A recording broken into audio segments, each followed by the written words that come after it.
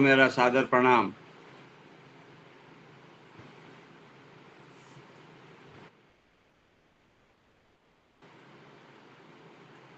हसना दीदी, प्रारंभ किया जाए। जी भैया, बिल्कुल समय हो गया, आरंभ किया जाए। ये महामंत्र से शुरू करते हैं। जी ओम भूर्भुवः स्वः तत्सवितुर्वरेण्यं भर्गो देवस्य धीमहि धियो यो नः प्रचोदयात्। ओम गुरु ब्रह्मा गुरुर्विष्णु गुरुरेव महेश्वरा गुरुरेव परब्रह्मा तस्मै श्री गुरुवे नमः। ओम अखण्डमण्डलाकारं व्याप्तमेन चराचरं तत्पदं दर्शितं येन तस्मै श्रीगुरुवे नमः। तस्मै श्रीगुरुवे नमः। गुरु कृपा से आज संध्याकालीन स्वाध्याय का हम लोग सत्र प्रारंभ कर रहे हैं। उपस्थित सभी बंधु बहनों का मेरा सादर प्रणाम। आज गायत्री महाविज्ञान भाग 2 गायत्री रामायण का श्लोक 5 से 14 तक का वाचन पर चर्चा हम लोग करेंगे। और आज का वाचन सर्व संक्षेपण आदरणीय अनीता दीदी का है।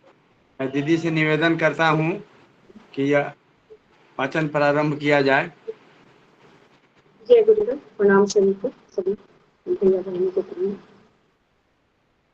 रामचरित्र गायत्री रामायण, तो जैसा कि नाम से भी कल भी हम लोगों का क्लास हुआ था, तो ये पता चला था सबसे पहले कि गायत्री भी वो चूंकि पूरी तरह से सार्वभौम है, सब कुछ संसार में जो है सो गायत्री है। और रामायण इसलिए है क्योंकि अगर हम देखें तो रामायण एक ऐसा मानसिक धर्म से जुड़ा हुआ है, पहले से आता चला जा रहा है। हमारे यहाँ कितने ही रामायण हैं, तेलुगु का अलग रामायण है, जैनों का अलग रामायण है, वाल्मीकि रामायण था, फिर तुलसीदास को रामचरितमानस लिखने की क्या आवश्यकता पड़ी? क्यों? क्योंकि युगानुकूल उसकी व्याख्या होनी चाहिए। रामायण एक ऐसा है, हमको युगानुकूल कैसे चलना चाहिए, कैसे आचरण करना चाहिए, कैसे धर्म, हमारा धर्म क्या होना चाहिए, इस सारी की व्याख्या है। तो गायत्री रामायण के अंतर्गत हमको ये बताया गया है कि हमको डेली रूटीन में या हमको जो भौतिक जगत में है या आध्यात्मिक जगत में उस राम को, उस धर्म का पालन करने के लिए, उस सीता को प्राप्त करने के लिए क्या क्या कार्य करने पड़ेंगे, उस सारी व्यवस्था इसी 24 श्लोक के अंतर्गत आ गई है। आज हमारा 5वां श्लोक है। तो 5वां श्लोक में ये आ रहा है कि वनवासन ही संख्याय वाशांस्या भरणां च भर्तार मनुगच्छन्ते सीतायै ससुरो ददौ। अर्थ है कि वनवास के दिनों को गिनकर, काउंट करके, ये 14 वर्ष किसको रहना है बाहर? पति के साथ जाने वाली सीता को ससुर ने वस्त्राभूषण दिए। सीता जा रही है, बहू जा रही है, उसको वस्त्राभूषण दिए। क्या करके? वनवास के दिनों को गिन करके, भाई 14 वर्ष तक के जा रही है, उसमें क्या क्या उसको आवश्यकता पड़ेगी। अब गुरुदेव बता रहे हैं कि भविष्य में आने वाली कठिनाइयों को ध्यान में रखकर उसके लिए समुचित तैयारी करना, यह इस श्लोक का रहस्य है। पूर्व कर्मों के फलस्वरूप अब हम लोग भी बच्चे हॉस्टल जाते हैं तो काउंट करके दे दिए कि भाई देखो इतना ड्रेस है, ये थोड़ा एक्स्ट्रा आदमी दे देता है कि इसको यूज करो, इसको यूज करो, इसको, लेकिन हम तो दे दिए। अब उसका क्या कर्तव्य बनता है? यहाँ वो भी बताया गया है कि ससुर ने तो दे दिया, वनवास कठिनाइयों के लिए सब कुछ दे दिया, अब तुमको क्या करना है?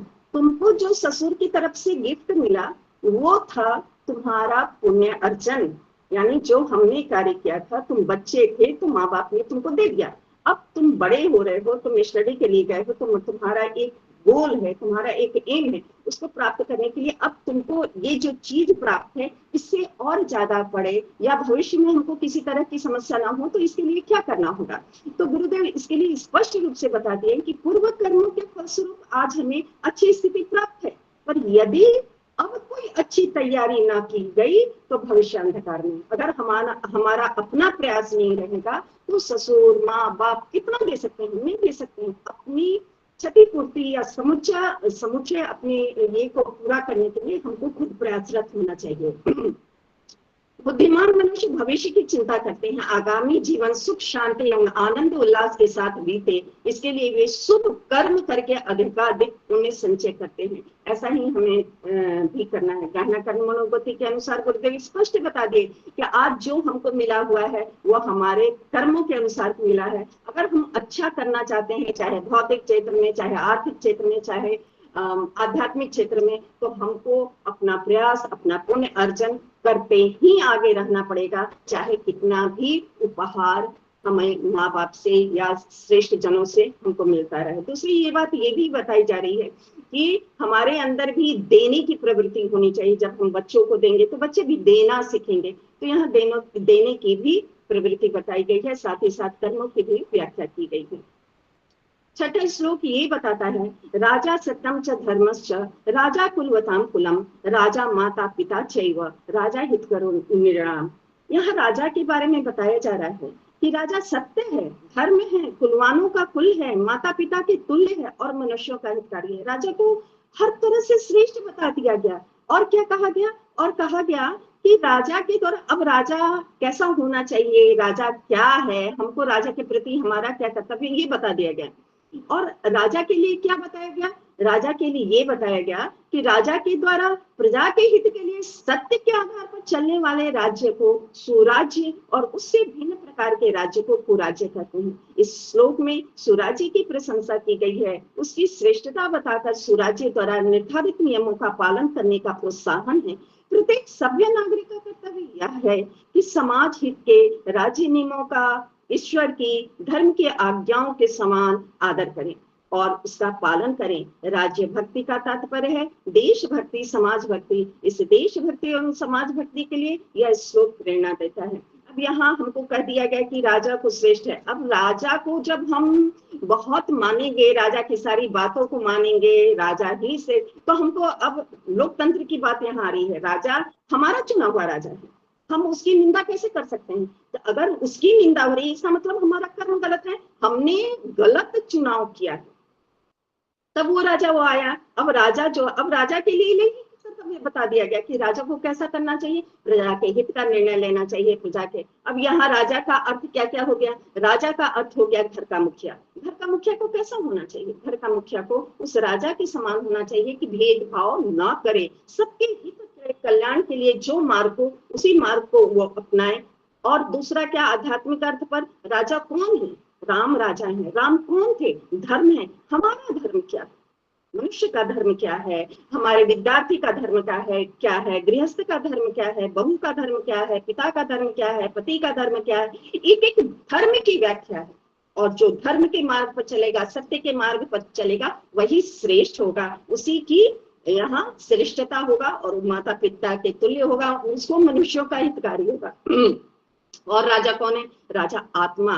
राम कौन है, आत्मा है, पर ब्रह्म है।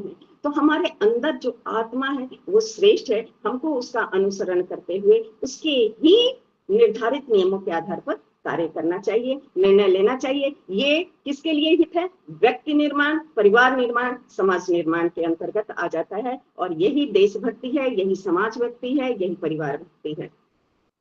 7वां श्लोक में ये बताया गया है कि निरीक्षा स मुहूर्तम तु दर्श भरतो गुरुम उटजे राम मासीनम जटामंडल धारिणम।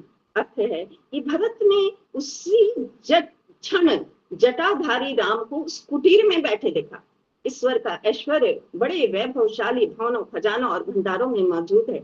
वैभव वाला ईश्वर प्रत्येक वैभववान पदार्थ में हमें झिलमिलाता हुआ दिखाई पड़ता है, परंतु ईश्वर के सतों गुणी स्वरूप का, ब्रह्म का जटाधारी त्याग मूर्ति राम का दर्शन करना हो तो वह कुटीर में ही मिलेगा। महात्मा गांधी दरिद्र जनता को दरिद्र नारायण कहा करते थे। उन्हें ईश्वर की सर्वोत्तम झांकी दरिद्रों में होती थी और दीनों के झोपड़े उन्हें ईश्वर के सर्वश्रेष्ठ मंदिर दृष्टिगोचर होते थे। कुटिया सादगी अपरिग्रह एवं त्याग वृत्ति का प्रतिनिधित्व करती है। जहां यह गुण है वहां जटाधारी राम सत शक्तियों से आच्छादित ब्रह्म के दर्शन हो सकते हैं। यह दर्शन उन्हीं होंगे जो भरत के समान निर्मल एवं सरल अंतःकरण वाले होंगे।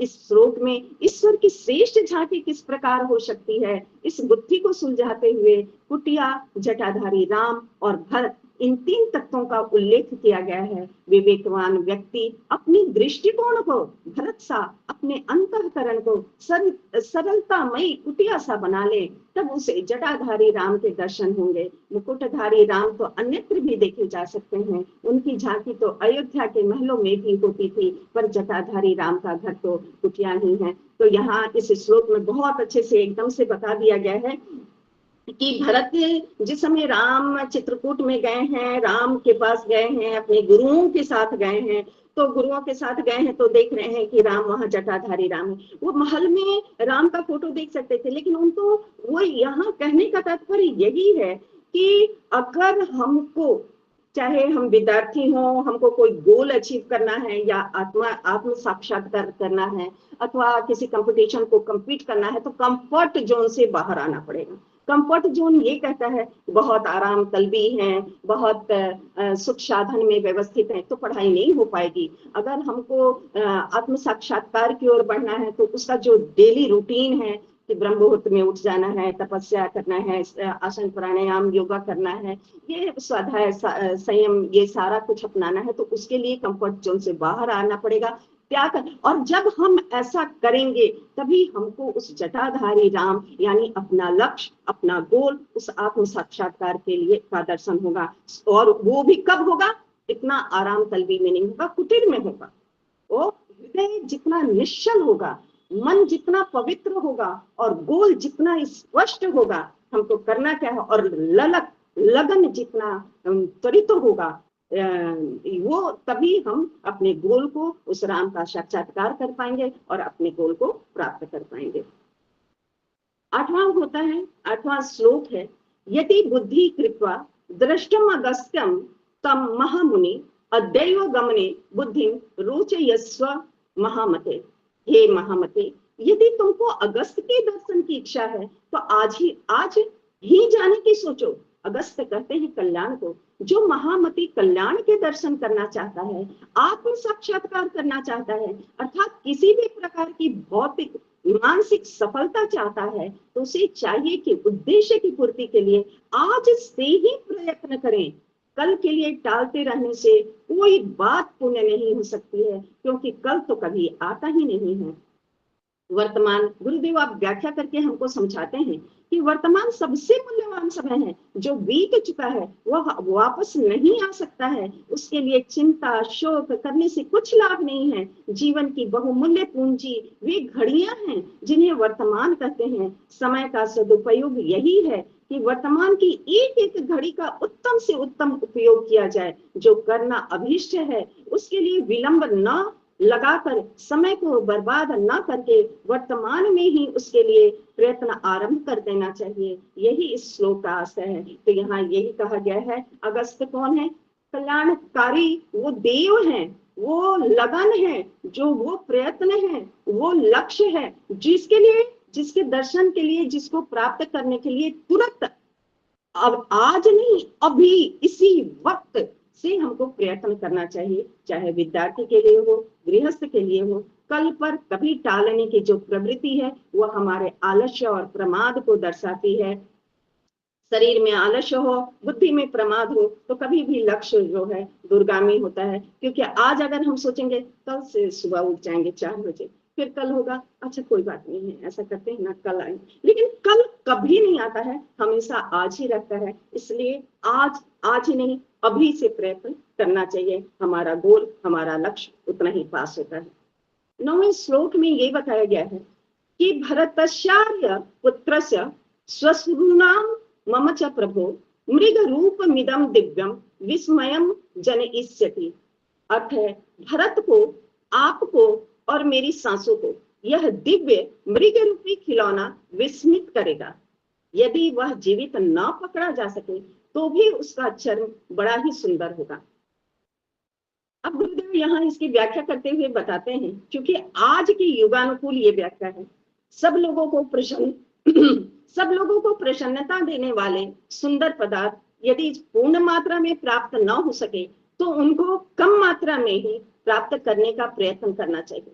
सद्गुण अपने में जितनी अधिक मात्रा में हो उतने अच्छे, पूर्ण हो तो सबसे अच्छे, पर यदि पूर्णता प्राप्त न हो सके तो भी जितनी कुछ न्यूनाधिक मात्रा में उनका प्राप्त होना संभव हो उसके लिए भी प्रयत्न करना चाहिए। यदि पूर्ण सत्यवादी, पूर्ण निष्पाप, पूर्ण सदाचारी न बन सके तो हिम्मत हार बैठने की अपेक्षा यही अच्छा है कि जितनी भी थोड़ी बहुत सफलता प्राप्त की जा सके उसके लिए प्रयत्न बराबर जारी रखा जाए। शिल्प, संगीत, कला कौशल, व्यायाम, भाषण, वक्तृता, अन्य भाषाओं का ज्ञान आदि जितने कुछ अंशों में प्राप्त हो सके उसके लिए प्रयत्नशील रहना चाहिए। पूरा या कुछ नहीं की दुराग्रह भरी नीति के स्थान पर जितना मिले उसे लो और अधिक के लिए कोशिश करो की नीति अपनाने की शिक्षा इस श्लोक में है। सर्वनाशे समुत्पन्ने अर्धम त्यजति पंडिता का भावार्थ यही है। अब यहाँ 3 बातें हम लोगों को दिख रही है, भरत को, आपको यानी राम को और मेरी सांसों को, ये 3 बातें हैं। तो भरत तो समय थी नहीं, भरत तो नहीं थे, लक्ष्मण थे, तो फिर भरत की बात आ कहां से? भरत को, आपको और मेरी सांसों को, यह दिव्य मृग रूपी जो खिलौना है, ये जो सोने का हिरण है, ये इसको तो पकड़ कर लाइए। यहीं से तो बातें आगे बढ़ी थी, तो पकड़ कर लाइए और अगर जीवित ना पकड़ा जा सके तो कम से कम उसका चर्म तो मिल जाएगा। यहाँ सीता के लिए जो बातें की जा रही है ये बड़ा अलंकारिक है। हमारे शास्त्रों में अलंकारिक भाषा में बहुत सारी बातें लिखी गई हैं, अगर उसको उसी रूप में लिया जाए तो फिर अर्थ का अनर्थ हो जाता है। यहाँ भरत भी तब नहीं थे। भरत कौन है? मोक्ष है, वो लास्ट गोल है जिसको हम प्राप्त करना चाहिए। आपको कौन है? राम कौन है? धर्म है। और सीता कौन है? मेरी सांसों को, मेरे प्राण को। तो हम यानी मेरी सांस, मेरे वो जो धर्म है मेरा, और मोक्ष जो मेरा गोल है, ये तीनों को प्राप्त करने के लिए कम से कम वो अगर हिरण ना भी मिल पाया उतना हम एकदम से परफेक्ट ना भी हो पाए तो इतना तो कम से कम हो जाए कि हम उस लाइन के में खड़े होने लायक रह जाए। यहाँ कहने का तात्पर्य है किसी भी क्षेत्र में हम कंपटीशन देने जा रहे हैं, अगर हम सबको देंगे, छोटे से छोटा, बड़ा से बड़ा, यद्यपि हम बड़ा का प्रयास कर रहे हैं, सिविल सर्विसेज की तैयारी कर रहे हैं, लेकिन पीसीएस में भी हमारा हो जा रहा है, हम कहीं तो खड़े हो जाएंगे। हम पूर्णता के लिए कर रहे हैं, पूर्णता नहीं मिले तो भी जो मिले उसको हासिल कर लेना चाहिए, लेकिन अपना प्रयत्न हमेशा करते रहना चाहिए। यहाँ यही बातें कही गई है। मोक्ष यानी गोल, और धर्म, अपने धर्म से कभी च्युत नहीं होना चाहिए। चाहे हमारे धर्म में बताया गया है कि बालकों के लिए ब्रह्मचर्य धर्म है, गृहस्थ धर्म है, वानप्रस्थ धर्म है, संन्यास धर्म है, सारे धर्मों की यहाँ वो बातें की गई हैं। आगे कहा गया है 10वां श्लोक है, गच्छ शीघ्र मितो।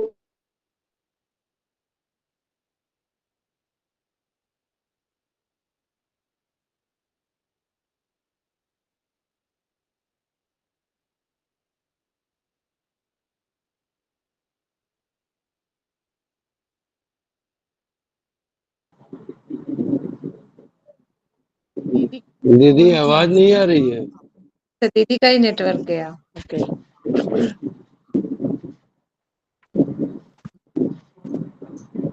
भी आप म्यूट है।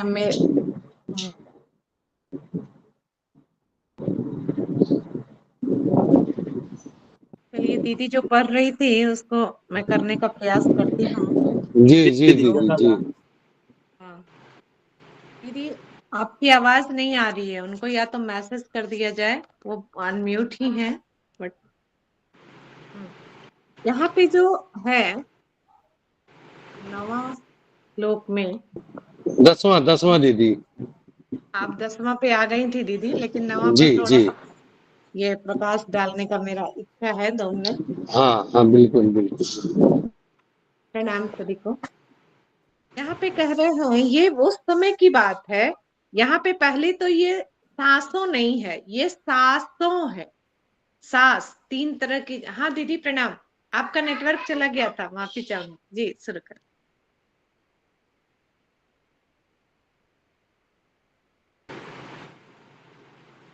म्यूट करें अपने आप को दीदी। म्यूट है दीदी, म्यूट है, फिर म्यूट हो गई। सॉरी। हाँ, यहाँ राम राम के लिए बताया गया है। राम को कहा जा रहा है कि भाई तुमको किसका पता करना है, सीता का पता करना है। और सीता का पता करने के लिए अभी क्या व्यवस्था है इस जंगल में, किसकी व्यवस्था है? सुग्रीव यहाँ का राजा है, तो तुम जाओ और सुग्रीव से दोस्ती कर लो, क्योंकि जब तुम सुग्रीव का यहाँ का जो राजा है उससे दोस्ती कर लोगे तो तुमको सीता को प्राप्त करना आसान हो जाएगा, तुम सीता को प्राप्त कर लोगे। अब यहाँ सबके लिए लेसन है, एक एक व्यक्ति के लिए लेसन है कि अगर हम संगीत के क्षेत्र में आगे बढ़ना चाहते हैं तो हमारा जो श्रेष्ठ है, गुरु कैसा होना चाहिए? उस राजा के समान होना चाहिए, इतना सक्षम होना चाहिए जो हमारे सीता को, हमारे प्राण को, हमारे लक्ष्य को प्राप्त करवा सके।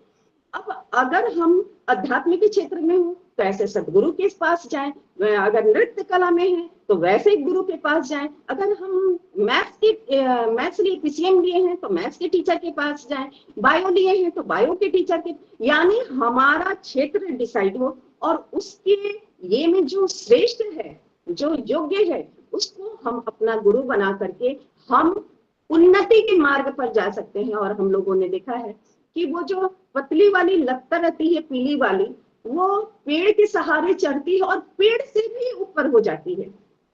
तो हमें जो कमजोर हैं, हमको अपनी सहायता के लिए, अपने लक्ष्य की प्राप्ति के लिए हमेशा किसी बलवान, किसी मजबूत वृक्ष सहारे, राजा, योग्य गुरु का सहारा लेना चाहिए। और संगति की महिमा यहाँ बहुत बड़ी बात कही है। जैसा हमको जो गोल चाहिए वैसी ही संगति होनी चाहिए।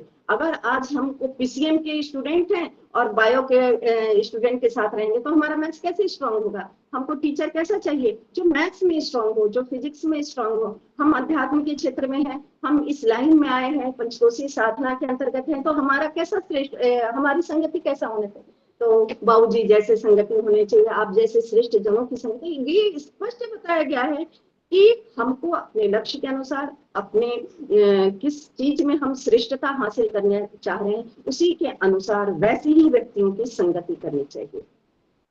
11वां श्लोक है कि देश कालो भजस्वाद्य क्षमा माण प्रिया प्रिय सुख दुख सह काले सुग्रीव वसगो भव।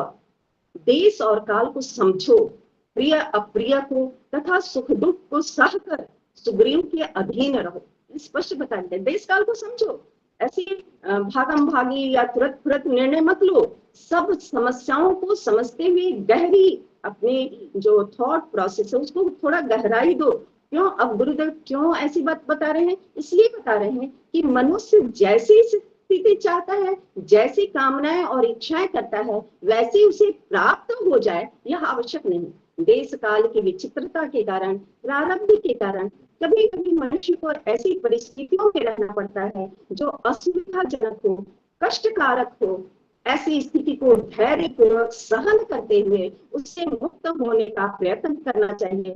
प्रिय अप्रिय में, सुख दुख में मनुष्य को विचलित नहीं होना चाहिए, वरन मन को एक रस कर अपनी मानसिक स्वस्थता का परिचय देना चाहिए। स्पष्ट रूप से कहा गया है, सुग्रीव के अधीन अंगद को कहा जा रहा है, बाली कह रहे हैं कि भाई तुम जाओ अंगद, सुग्रीव के साथ रहो। हो सकता है अभी तुम्हारे मन में पीड़ा हो कि तुम्हारे पिता को इन्होंने मारा है, लेकिन ये गलत है, तुम इसकी गहराई को समझो। अभी जैसे हो तुमको आगे बढ़ने के लिए, सरवाइव करने के लिए सुग्रीव का सहारा लेना ही होगा। ये हम लोगों के लिए भी लेसन है। जो बच्चे सेना में जाते हैं या विपरीत परिस्थितियों में हॉस्टल में रहते हैं, उनको समझाना चाहिए इतना, या जॉब में भी रहते हैं तो जो उनके सीनियर्स होते हैं उनका एक्टिविटी ऐसा हो जाता है कि वो काफी विचलित हो जाते हैं। नहीं, तुमको विचलित नहीं, हमारे शास्त्र ये बता रहे हैं, समय है, ये समय है, ये प्रारब्ध है, ये तुम्हारे कर्म है जो तुम्हारे सीनियर्स के रूप में आया है, तुम्हारे जूनियर्स के रूप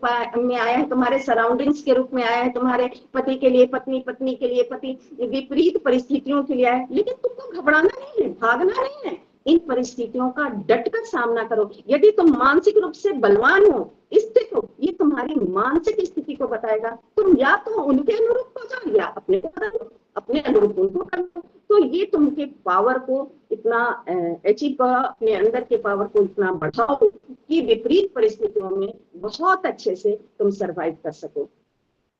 12वें श्लोक में ये बताया जा रहा है कि वंदित व्यासस्तः ततः सिद्धा तपसा वीत कर्मसाः प्रष्टव्या चापि सीतायाः प्रवृत्तिर्विनयान्वितैः।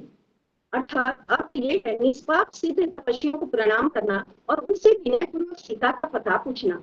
आत्मज्ञान की शिक्षा हर किसी से ग्रहण नहीं करनी चाहिए। गुरु चाहे जिसे बनाना चाहिए, वरन पहले यह देख लेना चाहिए कि आत्मज्ञान का शिक्षक तीन गुणों से संपन्न है या नहीं। निष्पाप होना चाहिए, अनुभवी एवं सफलता प्राप्त होना चाहिए, तपस्वी होना चाहिए। जिसमें यह तीनों गुण हो, वे आध्यात्मिक शिक्षा देने के अधिकारी हो सकते हैं।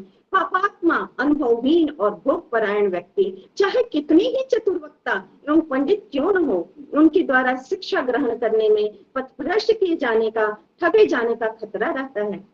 विश्वसनीय पथ प्रदर्शक प्राप्त होने पर उन्हें प्रणाम करके विनय पूर्वक प्रश्न करना चाहिए। इस प्रकार उचित जिज्ञासा के साथ शिष्टाचार और शिष्य भाव से पूछे जाने पर अधिकारी गुरु उचित पथ प्रदर्शन करते हैं। इस श्लोक में आत्मज्ञानी गुरु के लक्षण और शिष्य की पूछने की शैली को आधार बताया गया है। एकदम स्पष्ट बताया दिया गया है इस श्लोक में है कि वंदना करो किसको, जो व्यास है, और किसको, जो सिद्ध है, और किसको, जो तपस्वी है, और जो वीत कलमसा, जिसके अंदर लोभ, मोह, ईर्ष्या, द्वेष, अहंकार, इस तरह की बातें ना हो। और जब ये सब हो जाए तब तुमको क्या करना है, तुमको प्रयत्न करते रहना है। किसके लिए? सीता को प्राप्त करने के लिए। क्या सीता को क्यों प्राप्त, लेकिन प्राप्त करेंगे तो तुम्हारी प्रवृत्ति कैसी होनी चाहिए? तुम्हारी प्रवृत्ति विनय और शीलवान होनी चाहिए। अब यहाँ स्पष्ट रूप से गुरुदेव बता रहे हैं कि गुरु कैसा होता है।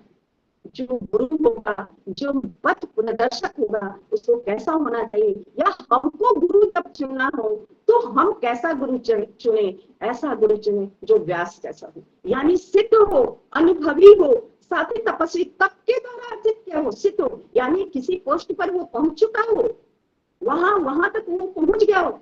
ऐसे गुरु को हमको लेना चाहिए, चाहे वो भौतिक क्षेत्र में हो, चाहे विद्यार्थियों के लिए हो, चाहे गृहस्थ के लिए हो। तो इसका हमको लेना है। सीता ने सीखा था तो किसी अनुसुईया माता से सीखी थी, जो सिद्ध थी, उस क्षेत्र की सर्वज्ञता उनको हासिल थी। तो यहाँ इसीलिए ये चीज बताया। वो तपस्वी है। आप वीडियो थोड़ा ऑफ कर लें, आपकी आवाज ना ब्रेक हो रही, वीडियो ऑफ करके बोले तो शायद स्पष्ट हो पाएगी। हाँ, तो ये बताया जा रहा है कि हमको गुरु कैसा होना चाहिए। गुरु के लिए एकदम स्पष्टता के साथ बता देना चाहिए। वो सिद्ध होना चाहिए, व्यास होना चाहिए, यानी अपने दम पर हासिल क्या हो, अपने तप से, अपने पुरुषार्थ से उस स्तर को प्राप्त किया हो, तब वो सिद्ध है, वो तपस्वी है। अब हम लोग ही कहीं जा रहे हैं, बच्चे कहीं जा रहे हैं, तो किससे पता पूछना चाहिए? गूगल है, चलिए मान लेते हैं गूगल भी तो कभी गलत बताता है। अब पूछना है तो किसे? राहगीर से नहीं पूछना चाहिए, किससे? वो पुलिस वाले से पूछो, जो पहले से वहां क्या है, सिद्ध है। वो नहीं गलत बता सकता है। और कौन नहीं गलत? जिसका दुकान हो, वो गलत नहीं। तो यहाँ स्पष्ट रूप से हम लोगों को बता दिया गया है। क्यों? क्योंकि जो पापात्मा होंगे, अनुभवहीन होंगे, भोगपरायण व्यक्ति होंगे, चतुर होंगे, वो लोग हमको गलत राह दे सकते हैं, पथ भ्रष्ट कर सकते हैं। और जब वैसा, तो ये बता दिया गया कि गुरु ऐसे हैं। अब हमको पूछने की शैली हमारी कैसे होनी चाहिए, पढ़ने की शैली हमारी कैसी होनी चाहिए? तो विनय पूर्वक, शालीनता के साथ। कहते हैं हमारे यहाँ कहा जाता है कि बाप बन के कोई नहीं खाता है, बेटा बन के खाता है। यानी कि किसी से कुछ लेना है तो विनम्र हो, शालीन हो। इसलिए जब हमारी शैली शालीन होगी तो देने वाला का भी मन कर्तव्य होगा और अपनी बहुत अच्छे से अपना सब कुछ दे सकता है, हमको राह बता सकता है। 13वां है श्लोक, सब निर्जित्य पुरीं लंकां श्रेष्ठां तां काम रूपिणी विक्रमेण महातेजा हनुमान कपिसत्तमः। अर्थ है, कपि श्रेष्ठ महातेजस्वी हनुमान ने पराक्रम से काम रूपी लंका को जीता है। यहाँ स्पष्ट रूप से लंका की बात की गई है। गुरुदेव अब इसकी व्याख्या करते हुए बताते हैं कि काम वासना रूपी लंका देखने में बड़ी लुभावनी, स्वर्ण कांत, नयनाभिराम मालूम देती है। उसे जितना कठिन प्रतीत होता है, इस काम वासना रूपी स्वर्ण लंका में असुर कुल आनंद पूर्वक निवास करता है। सब असुर आंतरिक शत्रु तब तक सुरक्षित हैं जब तक उनकी काम वासना रूपी लंका का दुर्ग सुरक्षित है। इस रहस्य को समझते हुए हनुमान जी ने उस असुरपुरी को जितना आवश्यक समझा अपने पराक्रम से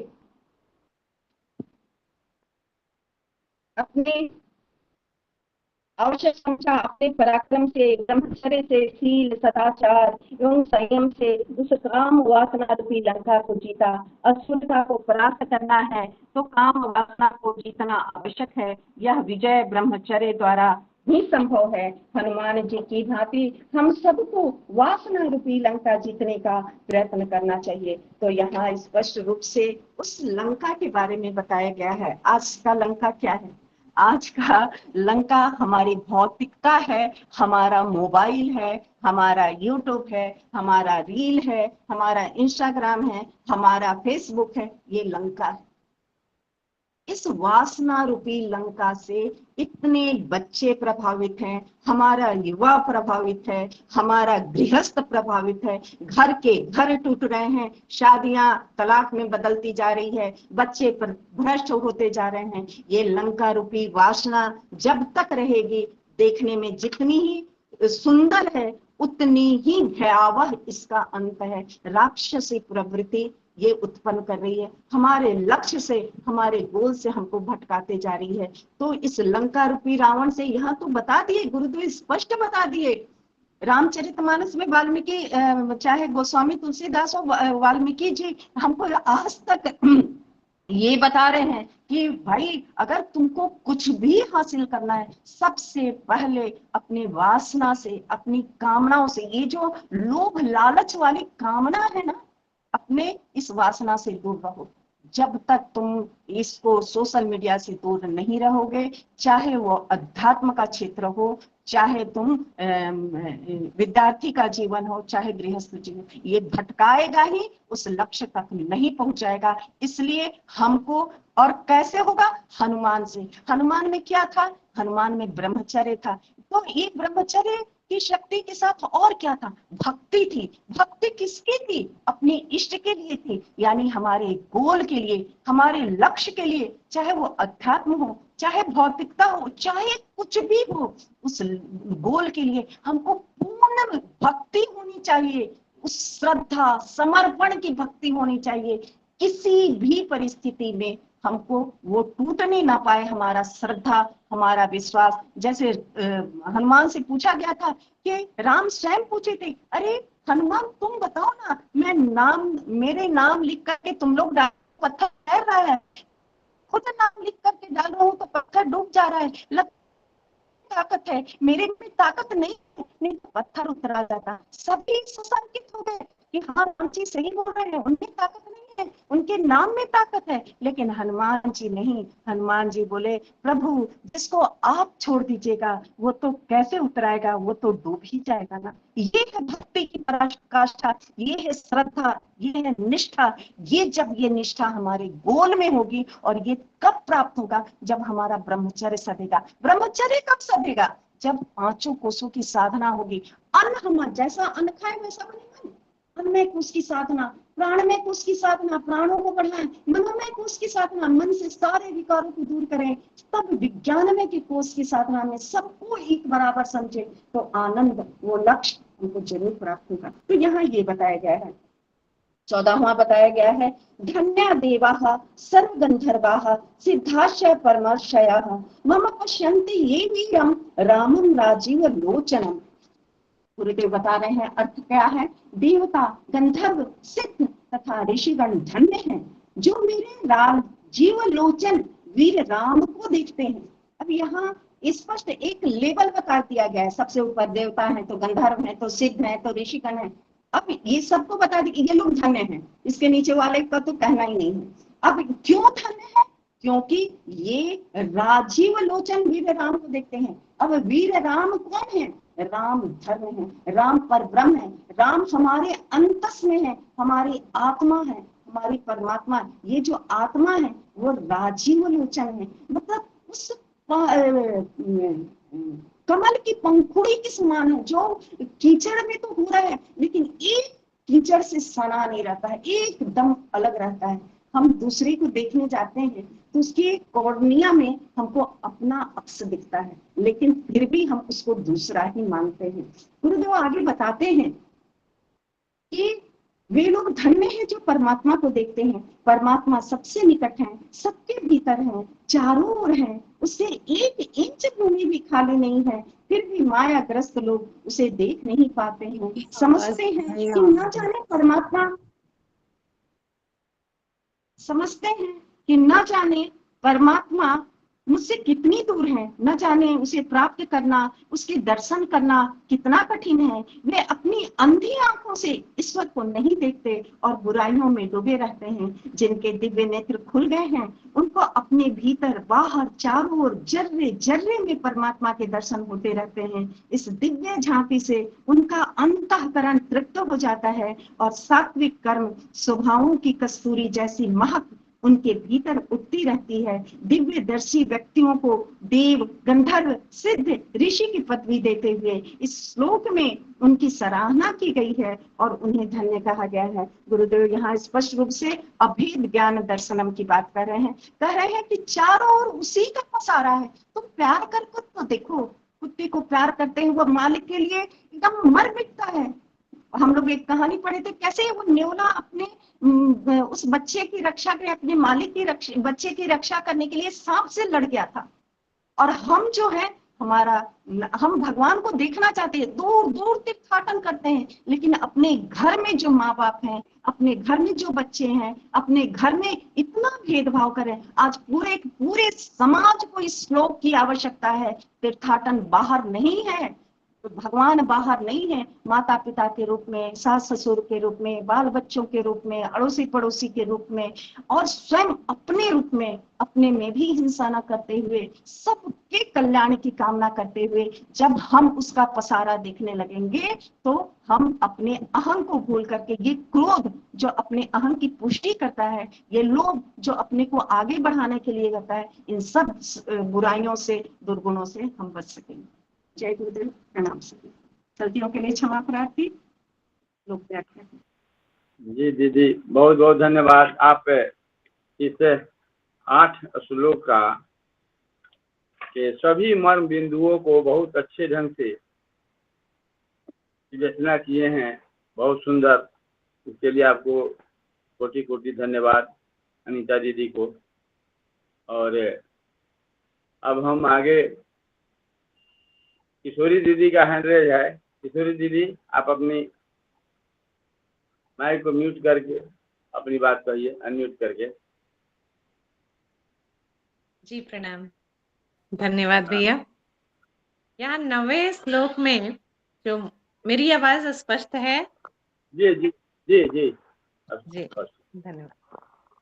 तो 9वें श्लोक में जो वो चर्चा है वो उस समय का है जब हिरण, सोने का हिरण दिखाई पड़ रहा है, तो माँ सीता कह रही हैं, अब ये सब कुछ 13 साल बीत जाने के बाद लास्ट जो 1 साल बचता है उसमें ही ये सब घटना होती है। रावण चुरा के ले जाता है, लंका पे विजय प्राप्त होता है।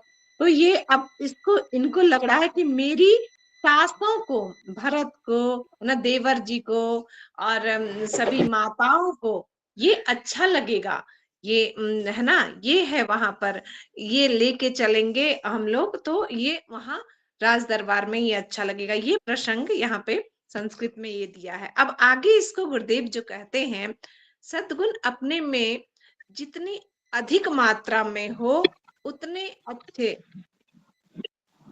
परशुराम भैया, पुरुषोत्तम भैया कुछ कहना चाहते हैं? ठीक है दीदी, आप अपना बात कहें। अच्छा अच्छा, पुरुषोत्तम धन्यवाद दीदी। ऑलरेडी अनम्यूट है इसलिए। तो यहाँ पे गुरुदेव कह रहे हैं, सद्गुण अपने में जितनी अधिक मात्रा में हो उतना अच्छा। अब ये आए कैसे, है ना। पूर्ण हो तो सबसे अच्छा कह रहे हैं, है ना, और ना पूर्णता को प्राप्त हो सके तो जितनी अधिक न्यून मात्रा में भी हो जाए, है ना। तो ये दीप यज्ञ जो पतली किताब है, गुरुदेव ने इतना उसमें कूट कूट के, मतलब हर किताब में उन्होंने तो भरा है, एकदम गहराई अपार है उसमें। चंदन लगाते हुए वो कह रहे हैं अब सद्गुण को कैसे अपने अंदर धारण करें। कह रहे हैं इसमें अनुचित आवेश प्रवेश ना करने पाए, है ना। ओम मस्तिष्कम शांतम भूयात, ये हमारा मस्तिष्क शांत रहे। हर दिन यदि हम इसको टच करके यदि ये बात कहते हैं, दोहराते हैं, तो कैसे नहीं हमारा मस्तिष्क शांत होगा। भगवान के आगे पास बैठते हैं तो, है ना। इसमें विवेक सदैव बना रहे। ओम शीर्षम उन्नतम भूयात। अब सद्गुण को कैसे लाया जाए, नहीं ज्यादा तो थोड़ा थोड़ा, हर दिन एक एक एक कदम हर दिन यदि प्रयास करें तो इससे कितना सुंदर लाभ मिल सकता है। आगे चंदन लगाने का भाव क्या कर रहे हैं, विवेक, ओम विवेक स्त्री भूयात, इसमें विवेक सदैव बना रहे। ये प्रार्थना यदि हर दिन किया जाएगा तो सद्गुण कैसे नहीं आएगा, है ना। और यदि नहीं आ रहा है तो इसका मतलब सफलता का प्रयास पूरे मन से नहीं किया गया नहीं है। किया गुरुदेव की गया। बात हाँ, बिल्कुल ये है जो, है ना। उसके बाद आगे जो यहाँ पर है आध्यात्मिक, ये 10वें का जो लास्ट का है, आध्यात्मिक क्षेत्र में भी यही बात है। जीवात्मा अपने से बलवान दैवी शक्तियों से मैत्री स्थापित करके दैवी लाभों को प्राप्त करता है। जिसे जिस क्षेत्र में लाभान्वित होना हो उसे उसी क्षेत्र में अपने बलवान शक्ति के साथ शीघ्र स्थापित करना चाहिए। इसके लिए ये जो है उपनिषद, बृहद आरण्यक उपनिषद में लिखे हैं गुरुदेव 324 नंबर पेज में, यह आत्मा ही दर्शन करने योग्य है, श्रवण करने योग्य, मनन करने योग्य और निधि ध्यासन करने योग्य है। इस आत्मा के दर्शन, श्रवण, मनन और ज्ञान से ही सभी का ज्ञान हो जाता है। मतलब इस आत्मा का ही ज्ञान से सब ज्ञान हो जाता है। और 1 मिनट सिर्फ लूंगी, 11वें श्लोक में है कितना ये जो कह रहे हैं सुख दुख को प्रारब्ध के कारण मनुष्य परिस्थितियों को पढ़ना पड़ता है।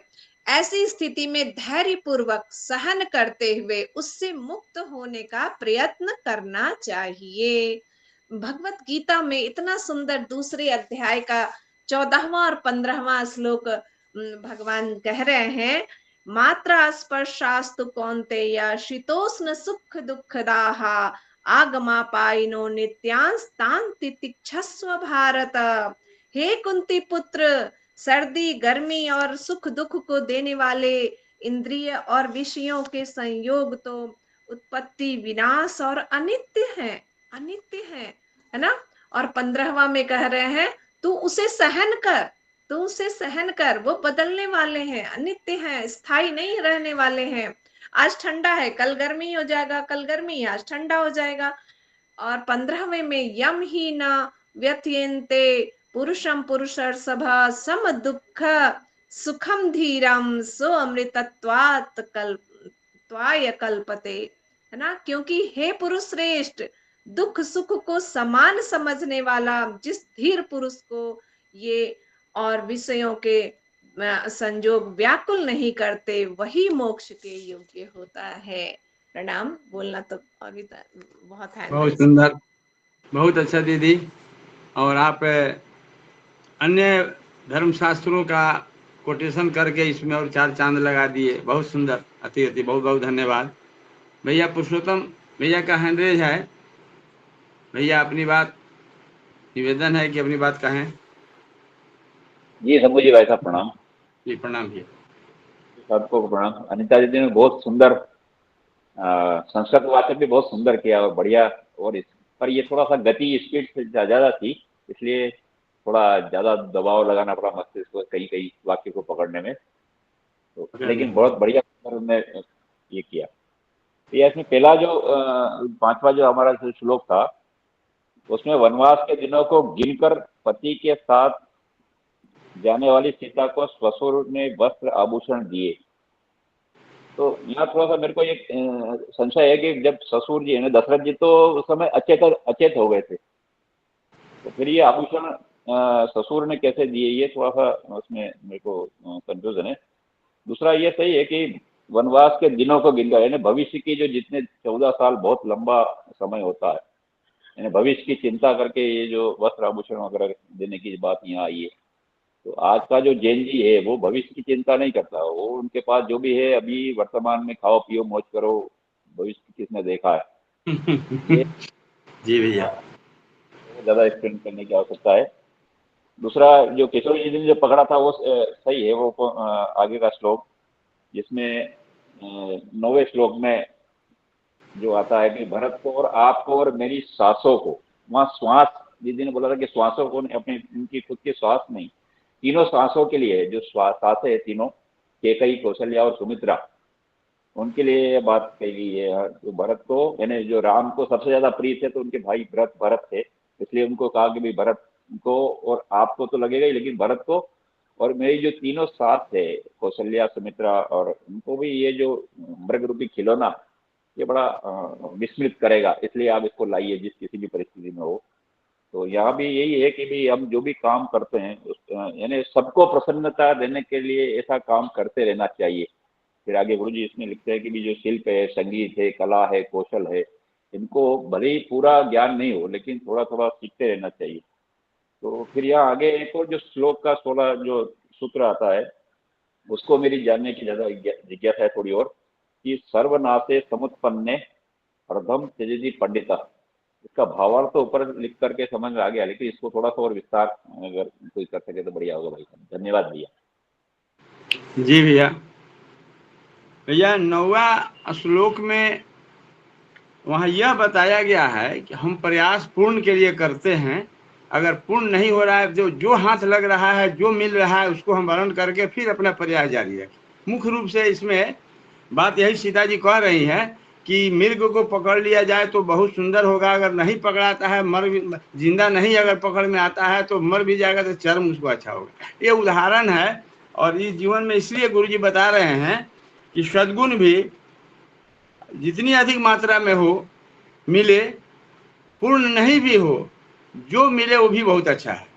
इस श्लोक का हमारे समय से यही आशय रहा है। जी चंदन भैया, आपका हैंड रेज है, निवेदन है भैया से आप भी अपनी बात अपनी माइक पर म्यूट करें। प्रणाम भैया। सभी साथियों को प्रणाम। हम बात नहीं रखेंगे भैया, हम क्वेश्चन पूछते हैं। ये 12 नंबर जो श्लोक है, इसमें गुरुदेव लिख रहे हैं कि गुरु चाहे जिसे नहीं बनाना चाहिए, वरन पहले से यह देख लेना चाहिए कि आत्मज्ञान का शिक्षक 3 गुणों से संपन्न है या नहीं। निष्पाप, अनुभवी एवं सफलता प्राप्त तपस्वी। तो ये तीनों तो एकदम सही है, लेकिन आज दुख भी होता है कि हमारे देश में गुरु का तो कमी है, और इसको सही किया जाए। देखिए, हम संघ के भी कार्यकर्ता हैं, गायत्री परिवार तो पहले से हैं। तो यहाँ पर होता क्या है भैया कि हमारे हिंदू भाई लोग में गुरु तत्व जो है ना, इस प्रकार नहीं है जो कि हमारी संख्या बढ़ पाई है। और आज देखिए हर जगह, कर्नाटक में भी क्रिश्चियन इतने वो सेवा देता है कि दिनों दिन रातों रात उसकी संख्या बढ़ते जा रहा है, और पता नहीं वो लोग किस सिस्टम से काम करता है। तो हमारा जो संख्या घटते जा रहा है, तो गुरु तत्व जो कमी आया है, जो गुरु है, तो बात गुरुदेव तो सही बोल रहे हैं आप। हमारे गुरु ऐसे थे कि गुरुदेव बहुत पहले लिखे थे कि यदि हमारे बारे में सबको पता चल जाए तो हर की पेड़ी तक लाइन लग जाएगा, सिर्फ स्वार्थ पूर्ति के लिए, शांति कुंज हरिद्वार से। तो हमारे गुरुदेव के बारे में तो उस समय उनका जो आध्यात्मिक शक्ति था किन्हीं को पता नहीं था, तो वो छुप के रहते थे। आज जो है, जो थोड़ा बहुत भी जिसको नॉलेज है वो इस तरह से सबको ठगता है। बात सही है। तो इस पर जो है विचार तो हम लोग को भी करना है, और बड़े जो वरिष्ठ लोग हैं उसको भी करना चाहिए, उसको रोकथाम करने का आदत डालना है। तो कैसे किया जाए इसको बताइए कि हम लोग इस पर कैसे खड़े उतरे, थोड़ा सजेशन दीजिए। जी ठीक भैया। आदरणीय किरण दीदी, आपका 100 है। चंदन भैया का प्रश्न का कुछ समाधान आपके पास हो तो बताएं। अनम्यूट है, म्यूट है आप दीदी, म्यूट हैं आप, म्यूट हैं। जी सभी को प्रणाम, सभी को प्रणाम। गुरु को प्रणाम। बहुत ही सुंदर विषय गायत्री रामायण। और भैया आपके प्रश्न का भी उत्तर हम जरूर देंगे, और आपने भी जो भी बातें की सबके साथ जोड़ते हुए, पहली बात जो पहले चंदन भैया को ही देख लेते हैं कि आपने बोला क्रिश्चियन बढ़ता जा रहा है, क्रिश्चियन बढ़ते जा रहे हैं, उसके पीछे उन्होंने काम किया अभेद पर, उन्होंने जातिवाद पे काम नहीं किया। वहां पर कोई ऊंचा नहीं है, कोई नीचा नहीं है, और जो यहाँ पर प्रताड़ित लोग थे उन्होंने ही वहां जाके ज्वाइन किया। पहली बात तो वही लोग वहां पर जल्दी भागे, क्योंकि जो जिनको यहाँ पे प्रताड़ित किया जा रहा था, जिनको दूसरों से उम्मीद थी और जातिवाद के ऊपर जिनको नीचा दिखाया गया, वो एक बात हो गई। ठीक है। और रही बात जो आपने बोला कि गुरु वाली बात बोली कि गुरु बनाने के लिए ही, कि गुरुदेव ने तो एक अच्छे गुरु हमको मिल गए, लेकिन अभी आपने बोला कि शिक्षकों की कमी है, तो उस कमी को पूरा करने के लिए ही गुरुदेव ने हमको शिक्षक बनने के लिए एक आदेश दे दिया। हम सब शिक्षक बने और बनाए, महामानवों की खेती करें, जो हमें प्रज्ञा उपनिषद में बताया गया। हमें एक ही खेती करनी है, बाकी तो पर्यावरण को शुद्ध करने के लिए खूब पेड़ लगाने हैं, खूब अच्छी ऑक्सीजन पैदा करनी है, वो अलग बात है, लेकिन सबसे बड़ी खेती करनी है, महामानवों की खेती करनी है। तो महामानव पैदा कौन होगा? उसके अंदर धर्म के 10 लक्षण जिसके अंदर होंगे वही जो है महामानव बनेगा। और धर्म के 10 लक्षण है क्या? वो गुरुदेव ने प्रज्ञा उपनिषद भाग 2 में बता दिया। ये अगर हमें सबसे पहले स्वयं टीचर बनना पड़ेगा, और आपको चंदन भैया म्यूट कर ले, सुने हाँ कर आवाज। और जब तक हम अपने आचरण से शिक्षा नहीं देंगे, अपने व्यवहार से शिक्षा नहीं देंगे, जब तक हम अच्छे स्टूडेंट भी नहीं बना सकते। अच्छा स्टूडेंट बनाने के लिए स्वयं को अच्छा स्टूडेंट बनना पड़ता है। ठीक है।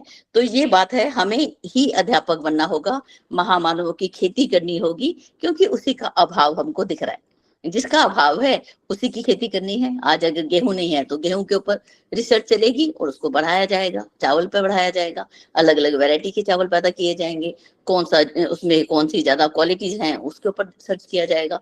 ऐसे ही हमें महामानवों की खेती पर काम करना है। अब चलते हैं जो आज हमने दीदी के साथ पढ़ा, 9 नंबर से शुरू किया था दीदी ने, कि मालूम नहीं 9 से शुरू किया शायद, मैंने तब ज्वाइन किया था। तो उस समय जो है इन्होंने 5 से ज्वाइन किया, 5 से शुरू किया था। चलिए 9 नंबर को देख लेते हैं। अब इसके अंदर है कि एक हमने जो अब हम पढ़ रहे हैं, भाष्य पढ़ रहे हैं गुरुदेव का। ठीक है। गुरुदेव ने इस रूप में लिखा, अनेक भाष्यकार हुए, अनेक, और हमने स्वयं अपने आप को एक भाष्यकार बनाना है। ठीक है।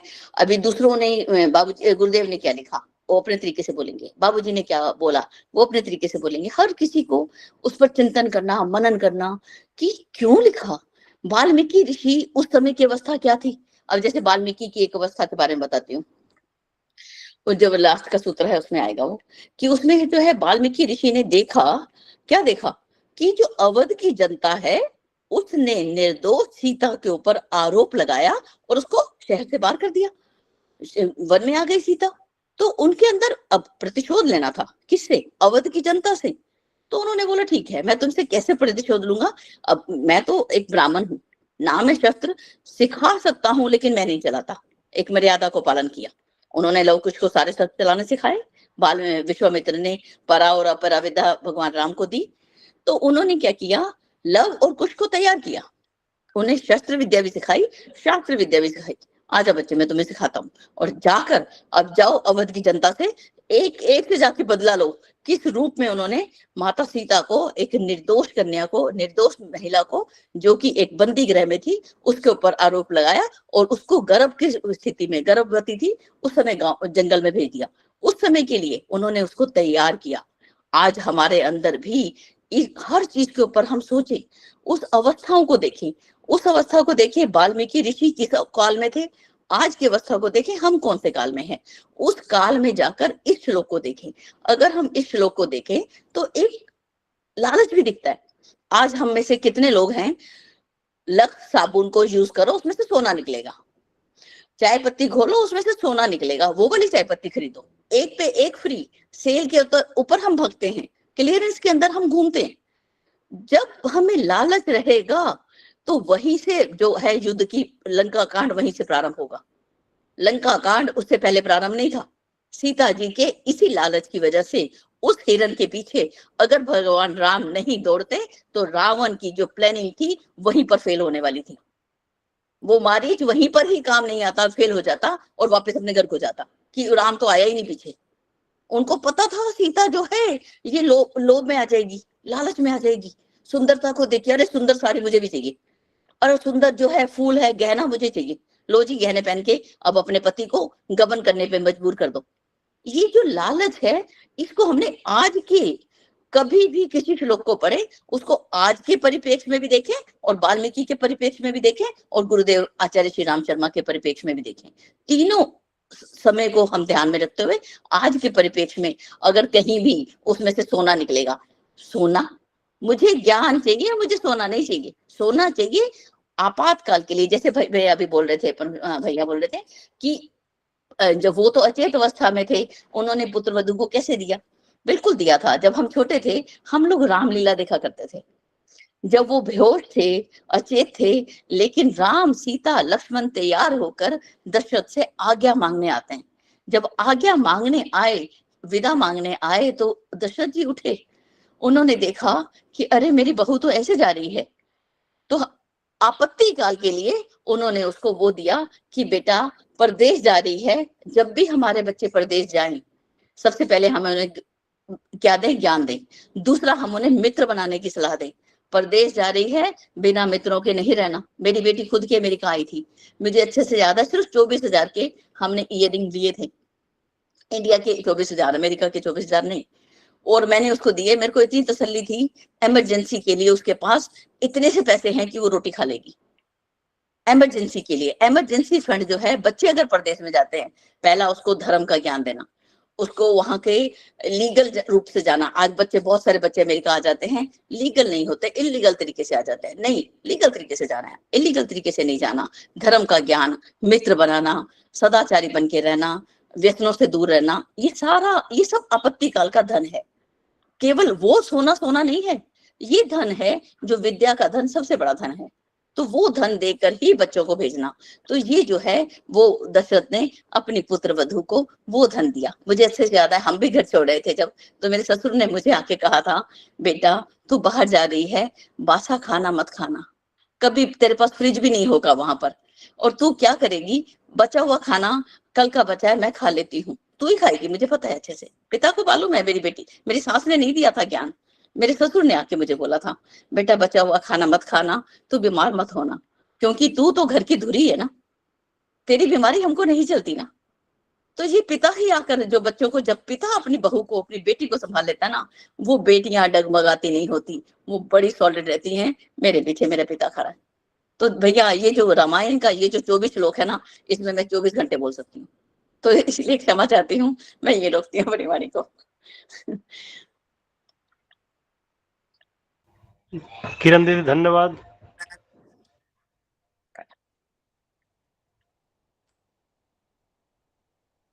जी भैया, आप म्यूट पे हैं भैया, शंभू भैया आप म्यूट पर हैं।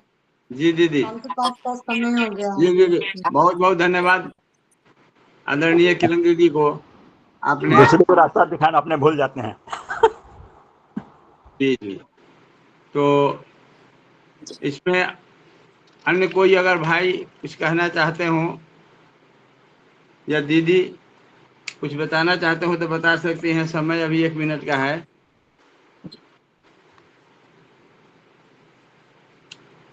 आठ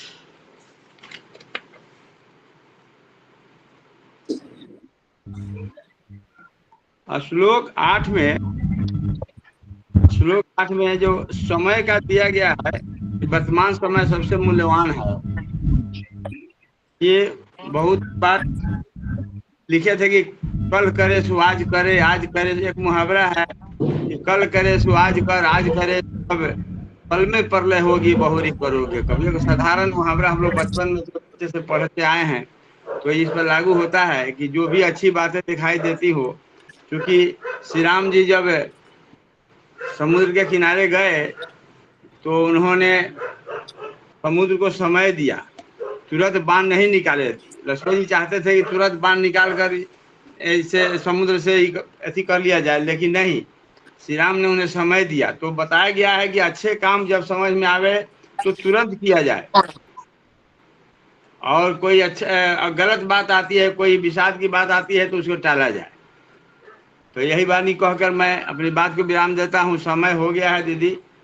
अभी सब भाइयों को बहुत बहुत धन्यवाद। आदरणीय किरण दीदी को, किशोरी दीदी को, अनीता दीदी बहुत अच्छे से वाचन किए, इनके लिए कोटि कोटि धन्यवाद। सभी भाइयों को बहुत बहुत साधुवाद, प्रणाम। अब सत्र को समाप्ति की तरफ।